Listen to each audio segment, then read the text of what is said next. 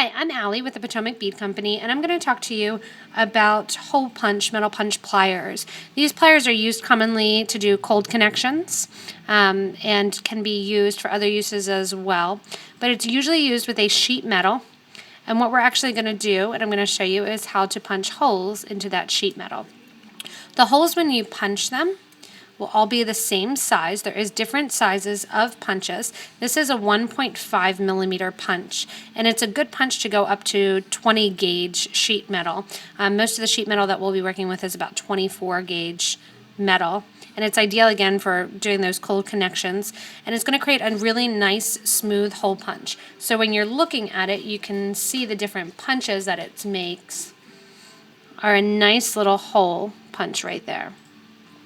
So even if you're not doing cold connections and you want to figure out how to hang a pendant and you have a piece of metal, it also works well with guitar picks if you're doing kind of Art Deco jewelry with guitar picks, credit cards, that sort of thing. It works with plastic as well as with metal.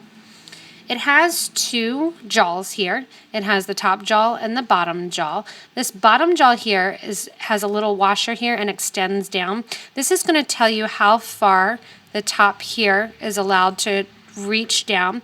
If I push this further down and twist it tighter, my jaw is not going to go down as far. If I tighten it up, my jaw is going to go further down into my punch. What I want to do is look at the piece of metal that I'm using and make sure that when I close the punch, my metal can fit in between the punch and the end there and still have another little space to move around. So I actually need to twist this and expand it a tiny little bit. So that way, when I do my punch here, my metal fits comfortably. You don't want it too big and leave too much space, or you can actually move your metal around while you're doing a punch. So I'm going to raise it a tiny bit and try to get that right distance in there. That's about perfect. I can still move my piece around a little bit, but the punch is in there. What I'm going to do is line up exactly where I want my hole punch to be.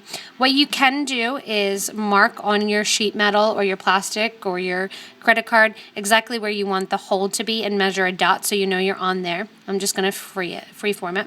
And I'm doing it right at the corner of the piece here. And all I'm doing is using my hands, and I'm holding my hand so that my palm is holding the pliers. I have the pliers right there, and I'm just going to do a little dip with it. And you hear that punch? That is going to punch a hole right through my metal. It gives it a nice flat punch. It doesn't scar up the metal a lot and has a nice smooth punch. So I could just take a jump ring and hang this on something, or what I can do is take a piece of cold connections and attach one piece of metal to another piece of metal using riveting. So that's a nice thing of a hole punch. Again, if you're doing kind of deco projects with the credit cards, with guitar picks, anything plastic, or this thin sheet metal, the metal hole punch pliers work wonderfully. These also do come with an extra screw that in case you lose that screw, and an extra punch as well that you can put on, so that way if it starts to get dull you can use another one.